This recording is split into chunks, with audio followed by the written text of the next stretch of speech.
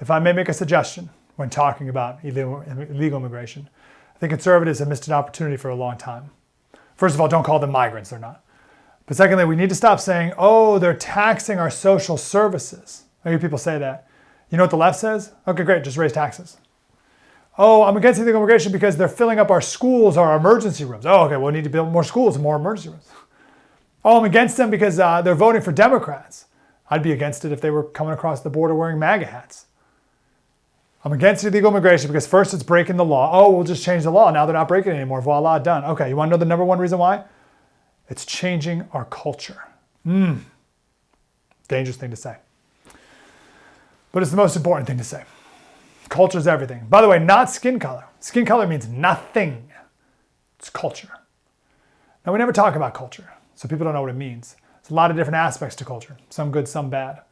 And two different types of culture don't necessarily blend nicely together. Some cultures around the world have no women's rights. None. Women are property, and they can be killed.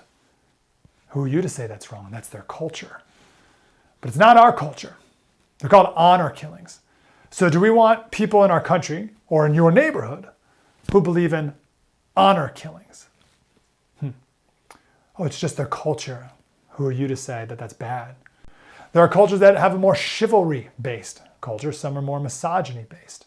How are men expected to treat women? That's a cultural value. There's shame cultures and guilt cultures. Afghanistan is a shame culture, meaning what you do is not wrong until someone catches you. You steal from a store, no problem. It's their fault they didn't secure it enough. But if you get caught, you brought shame to your family. In America, we have a guilt-based culture where it's wrong to steal, even if you don't get caught. The guilt comes from within. Shame-based culture comes from external. Guilt-based comes from internal, from within. It's a big difference. There are secular cultures and Christian cultures and Muslim cultures, and different cultures, different worldviews have different answers to big questions that matter. Like, why does suffering occur? This is a big one.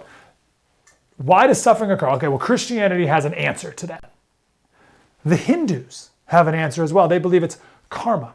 So all of your suffering comes from misdeeds that you committed in a previous life. So all the suffering that is experiencing today by the untouchables in Indian culture, that's deserved. And therefore, you can't get involved in helping them because then you would be interfering with karma, cosmic justice. How interesting. It's culture. The question is, how do we help people in need? Or do we? Sorry, not even how. Do we help people in need? In Hindu culture, no, you don't. There's different cultures when it comes to hard work. We've had a more hard-working culture compared to, say, the Samoans. Culture is everything. Even within ethnicities in America, the ethnic culture that has the highest income in America are Indians. That's the ethnic group that has the highest income, are Indians by far. The lowest are Ethiopians and Moroccans. Ethiopians and Moroccans in America. Why?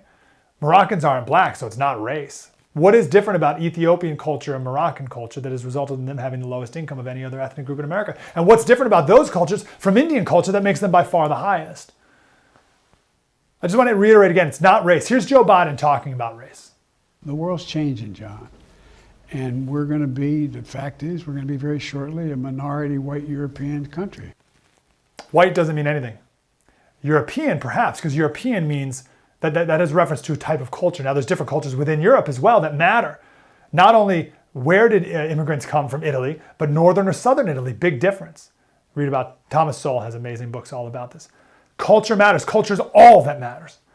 I'll Buy and Seed is a fantastic book if you want to learn more about this.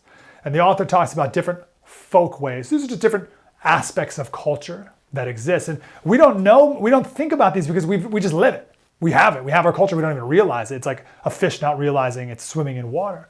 So here's the different types of cultural values. We have speech, architecture, family structure, marriage expectations.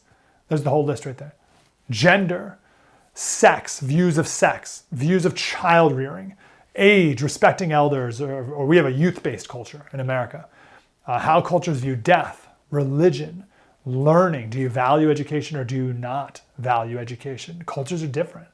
You maybe grew up in a house in a culture that values it. That's great. Not everyone around the world does. Views on food, what you wear, sports, work, time. This is why you hear people on the left, or like Black Lives Matter people, they're like, Oh, you're imposing your white standards of time by requiring black people to show up to something in a punctual way. Those are cultural differences.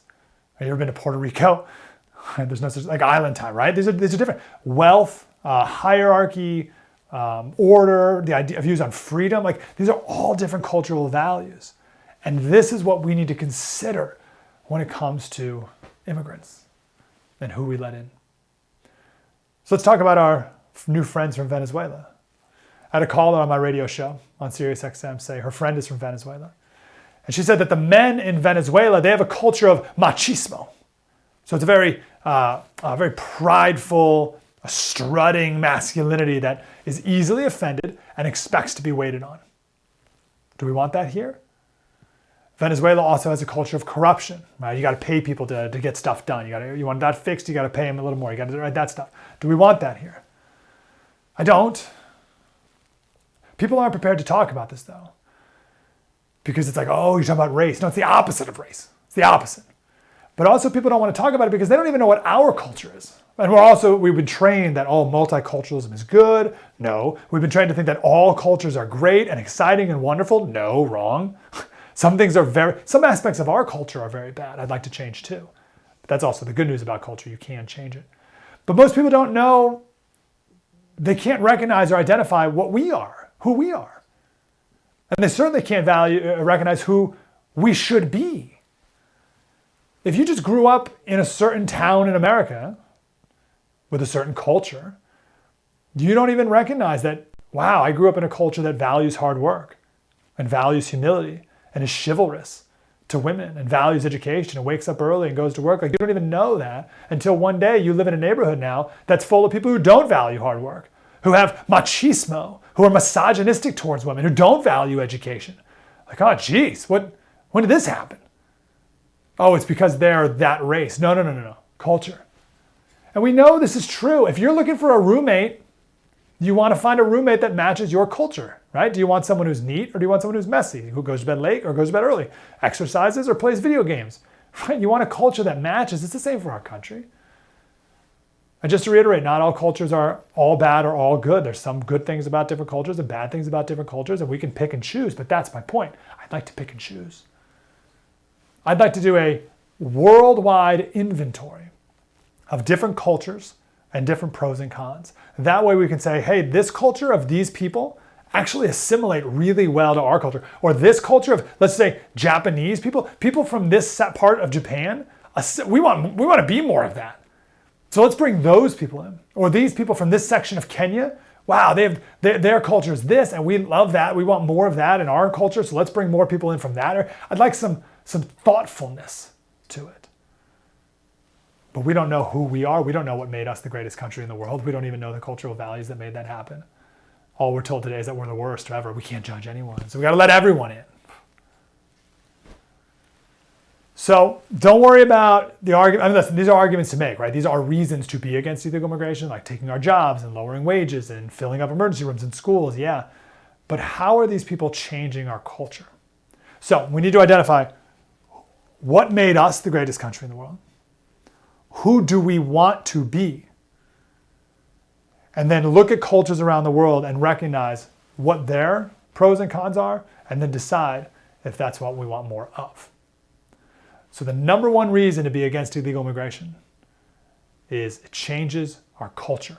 When you do it just willy-nilly, whatever, it will absolutely change it for the worst.